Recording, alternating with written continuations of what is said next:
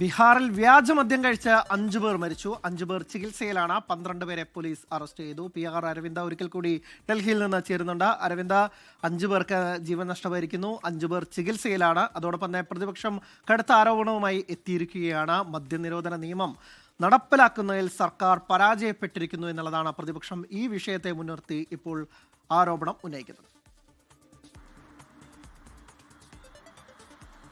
അതിൽ 2016 മുതൽ തന്നെ മദ്യനിരോധനം നടപ്പാക്കിയ ഒരു സംസ്ഥാനമാണ് ബീഹാർ. ആ ബീഹാറിലാണ് ഇപ്പോൾ ഒരു വ്യാജ മദ്യ ദുരന്തത്തിന്റെ വാർത്തകൾ പുറത്തു വരുന്നത്. 5 പേർക്കാണ് ഇപ്പോൾ വ്യാജമദ്യം കഴിച്ച് ജീവൻ നഷ്ടമായിരിക്കുന്നത്. 5 പേർ ഇപ്പോൾ ചികിത്സയിലാണെന്നും ബീഹാർ സർക്കാർ വ്യക്തമാക്കുന്നുണ്ട്. കഴിഞ്ഞ ദിവസമാണ് ഇത്തരത്തിൽ ബീഹാറിലെ ഈസ്റ്റ് ചമ്പാരൻ ജില്ലയിൽ ഈ സംഭവം നടക്കുന്നത്. വ്യാഴാഴ്ചയാണ് ഈ വ്യാജമദ്യം കഴിച്ചതുമായി ബന്ധപ്പെട്ട ആദ്യ മരണം റിപ്പോർട്ട് ചെയ്തത്. പിന്നീട് നിരവധി പേർ ആശുപത്രിയിൽ അഡ്മിറ്റ് ആവുന്ന ഒരു സാഹചര്യമായിരുന്നു ഉണ്ടായത്. പിന്നീട് 4 പേർക്ക് കൂടി ഇപ്പോൾ ജീവൻ നഷ്ടമായിരിക്കുന്നു. അങ്ങനെ മരണസംഖ്യ എന്ന് പറയുന്നത് 5 ഉയർന്നിരിക്കുന്നു. അതേസമയം മറ്റ് 5 പേർ ചികിത്സയിൽ കഴിയുന്ന 5 പേരിൽ പലരുടെയും നില ഗുരുതരമെന്നതാണ് ഇപ്പോൾ സർക്കാർ വ്യക്തമാക്കുന്നത്. പക്ഷേ ഇതൊരു വലിയ രാഷ്ട്രീയ പോരിന് തന്നെ ഇപ്പോൾ വഴിവെച്ചിരിക്കുകയാണ്. കാരണം 2016 മുതൽ മദ്യനിരോധനമുള്ള സംസ്ഥാനത്ത് ഇത്തരത്തിൽ വ്യാജ മദ്യ ദുരന്തങ്ങൾ ആവർത്തിക്കുന്ന ഒരു സാഹചര്യമാണ് ഉണ്ടായിരിക്കുന്നത്. കഴിഞ്ഞ മാസങ്ങളിലടക്കം നിരവധി മരണം ഇത്തരത്തിൽ വ്യാജമദ്യം കഴിച്ച് ബീഹാറിൽ റിപ്പോർട്ട് ചെയ്തിരുന്നു. സർക്കാരിന്റെ ഭാഗത്തു നിന്നുണ്ടായ അനാസ്ഥയാണ് ഇത്തരം സംഭവങ്ങൾക്ക് കാരണമെന്ന് പ്രതിപക്ഷം ആരോപിച്ചു കഴിഞ്ഞു. RJD നേതാവായ തേജസ്വി യാദവ് തന്നെ ഇപ്പോൾ സർക്കാരിനെതിരെ രംഗത്ത് വരികയാണ്. കൃത്യമായ ഏകോപനമില്ല.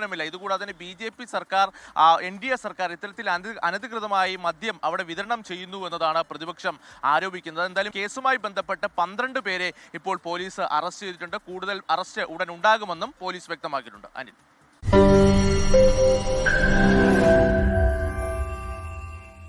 ലോകത്തെവിടെയായാലും ഏത് സമയത്തും 24 വാർത്തകളും ഓഗ്മെന്റഡ് റിയാലിറ്റി പാക്കേജുകളും എക്സ്പ്ലെയിനറുകളും വിശദമായി കാണാൻ ഞങ്ങളുടെ YouTube ചാനൽ നിങ്ങൾക്ക് സബ്സ്ക്രൈബ് ചെയ്യാം.